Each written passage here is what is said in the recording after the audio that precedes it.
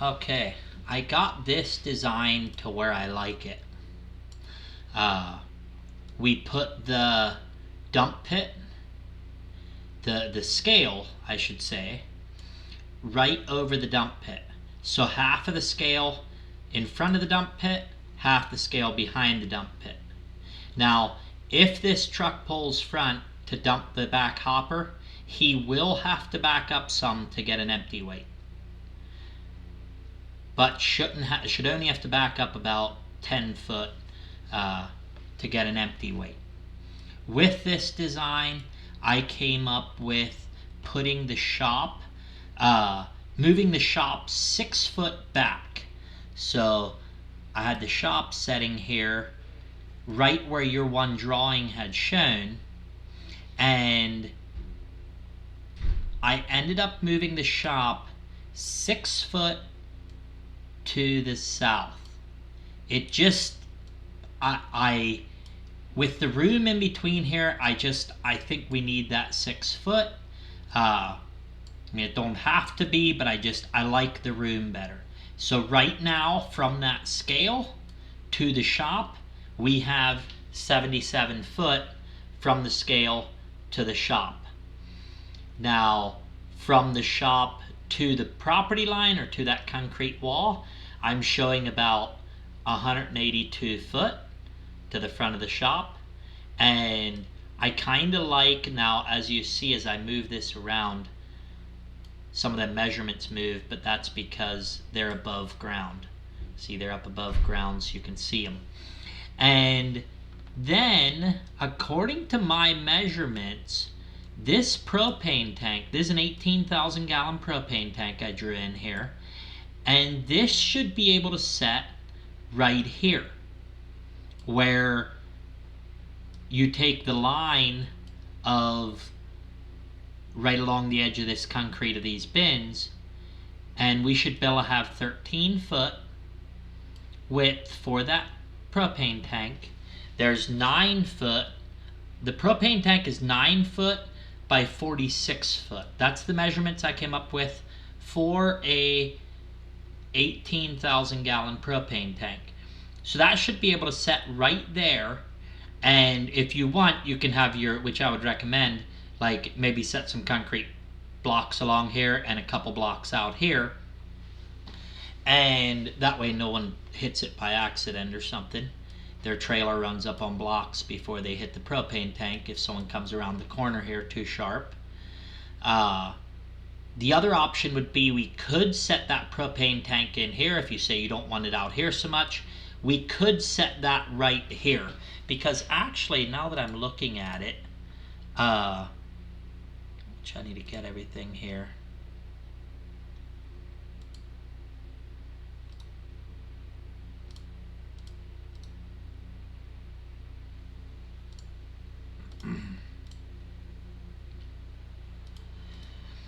I'm just going to set it in place here and see what you think.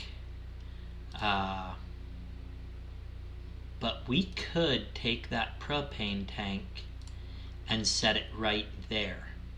That would be fine also. Now I'm not sure if that's setting right or if something went weird on me. Nope, that's fine. The propane tank's setting there. So that would move it back a little bit, and I'm not sure, we could actually move it this way a little bit more. We could say, okay, we're going to put it right here. We will want to have some concrete blocks setting around here, so in case someone comes around this end, they don't hit it. But that just seems like the place to have it, is either here or here, either north and south or east and west. Out here, we're coming around here. I don't really like it there. I mean, unless you would want to have it like, otherwise we're going to end up with it far away, like setting out here. We could do that, where we say that we could move that propane tank out here and say, well, we're going to set that thing right out here, run the propane line straight in along here to the dryer. That would be possible.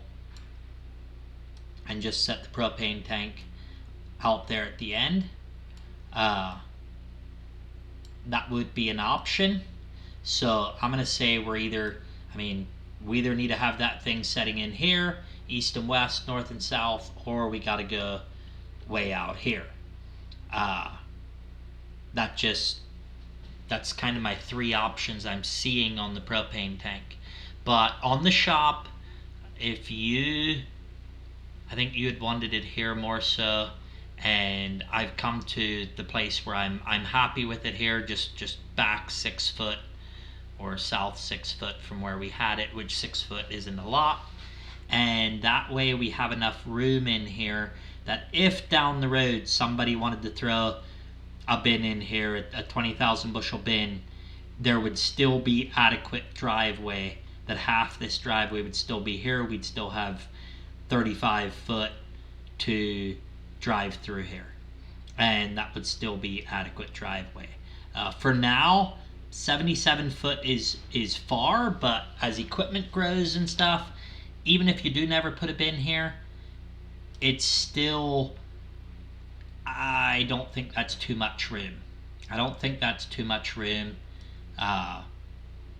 I kind of like the way that all turned out.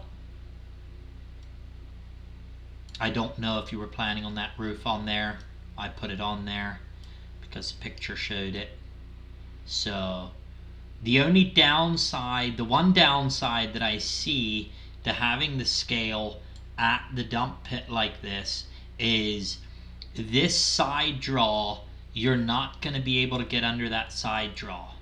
Unless you would keep that dump pit out or the scale out far enough that you could back in alongside it. I don't think we're going to be able to get to that side draw. There would be possibly, we could push this up closer. Here, bring this conveyor so it dumps in the back, but that there I'd want to talk with your contractor on if he'd be willing to do that, to push this scale up tight against, that way you can get that side draw. Otherwise, I'm going to say take this bin unload and spin it over so that reclaim it back to the elevator. This one here will have to be reclaimed back to the elevator for the wet bin. Now I only showed 2 elevators. Your dealer showed 3 elevators, 2 in the tower and 1 in beside the dryer. The way I get away with 2 elevators instead of 3 is my dryer fill and my wet bin go through this box right here. This is an overflow valve, a 3-position overflow valve that can be put in a position that all the grain coming out of the wet leg goes to the dryer, and when it fills up, it spills over into the wet bin. So when you're harvesting wet grain, your wet leg and your receiving leg is the same leg. And then whenever you're unloading a truck, you're topping the dryer off, and then when you're not around and your dryer calls for grain, it just starts the bin unload, which dumps corn into the wet leg, which then fills up the dryer first. So no valves have to be changed switching from the unloading a truck or putting the dryer calling for corn. So that valve right there replaces an elevator. And it is a tall valve, it takes up some room, but with your size of your system, it is not a problem because your elevator is plenty tall enough, and that there would work fine. Now, this is the economical way to have a support tower here, to have a spout coming off the distributor coming straight down. Every 20 foot you need a retarder in that pipe to keep that grain from going too fast, and then it comes out here, goes onto the truck, and then down the road you set a loadout bin over top of here and go from there. So I threw a couple measurements to this. I can switch this to this view I can pull all the measurements you want. I can take this right here and copy that to the black area here and pull any measurements you want off of the equipment, elevator layouts, everything. I can also export that to be in PDF format if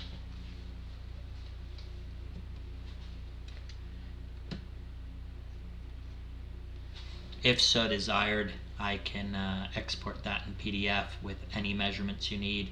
So just let me know where you want that propane tank. But those are my options, either east and west here, north and south, or north and south out here would be my 3 options that I would recommend. So there you have it. I personally like this one the best at this point, but of course I didn't like this shop position at first, but now it's kind of growing on me. So right there you see that's 182 foot to the wall over there. So yeah, let me know your thoughts and I will do some more cleanup on here, more details. I got some spouts put in. There's also will need to be a short conveyor going from the dryer unload to this dry elevator. So with the dryer setting in there, it would be tight. Like this concrete slab, I would do 1 solid concrete slab 3 foot thick to hold that support tower and the dryer. Now that's what I would do, is just 1 solid slab. It will be a little bit skinnier where the bins are, a little skinnier than I would want, but if you pin it fast to the bin pads, that shouldn't be a problem. It gets a little small back here in the back, so, but I think it's setting in there in a way that if you needed to get in here with a man lift, you could still put the boom back there. You just can't drive in between or anything because those bins are kind of close together. But with a 16 foot, I got a 16-17 mix flow drawn in there. And if we look at the 16-17 mix flow, if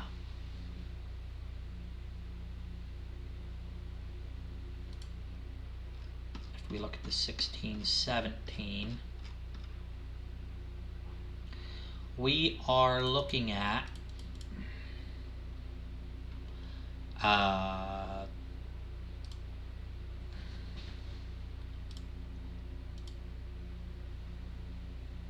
1,000 bushel per hour at 10-point removal, 2,000 at 5-point removal.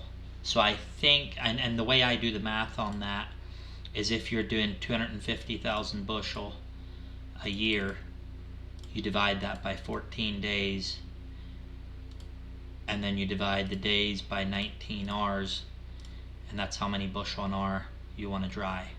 So I drew in the 16-17, but you could go with a shorter one. If you say, well, I don't need that third burner, we can go with a 16-13, which is 4 tiers less, and it'll dry probably what you need to do. But with that 16-foot dryer, it fits in there all right. They had drawn a 24-footer. Whenever you're working with a dryer, the taller the dryer is, the better it performs. Vertical pays on dryers. Long and not tall are normally don't perform as well. So there you have it. And that's an 18K propane tank. I'm not sure what you were looking at doing. I just know that's a fairly common size. If you're looking at something smaller, it will easily fit where it's drawn. So yeah, let me know what you think, and then we'll get into I'll get you some more measurements and layout and everything, and I'll give you a build sheet for the conveyor and elevators and drag conveyors and everything.